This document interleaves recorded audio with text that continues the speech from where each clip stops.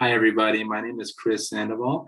I am a counselor at a middle school, so I work in a K through 12 setting. I've also worked in the high school level, and I'm also currently a professor at a local university here in California.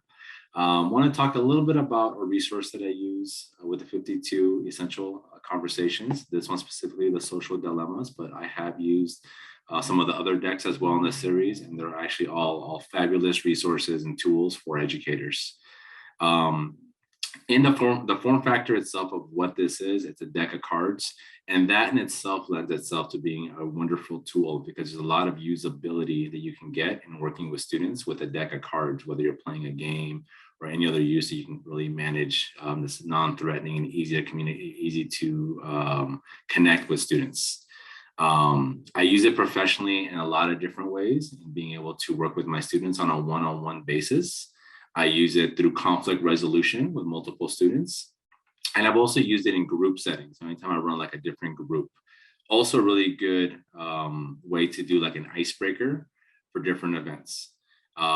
It's been a wonderful tool in being able to connect with students, with some of my App Promise students through conflict resolutions.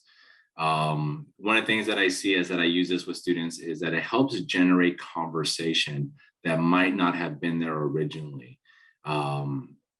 Again, as you're using this, you're creating a level of perspective taking through the different scenarios that are on the deck and with very important topics. I look at the Eight of Hearts and I see that this one we're talking about coping with exclusions.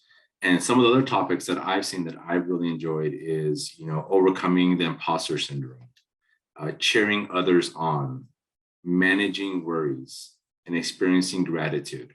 So, all these are really important topics that students are still developing cognitively and being able to go through some real life scenarios in situations that they can connect with. I think that's really important, that these are things that they can connect with and being able to get perspective taking from what's happening so that can help generate some of the conversation.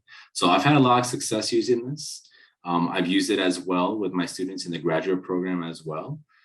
So again, you can use this in many different levels. Personally, I am also a father of two. So I have two girls.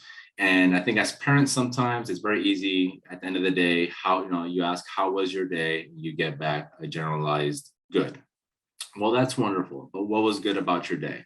Having that conversation at the end of the day sometimes can be challenging. So I've used this as well with my two daughters. And it's a really good way to just generate conversation with them in a fun way.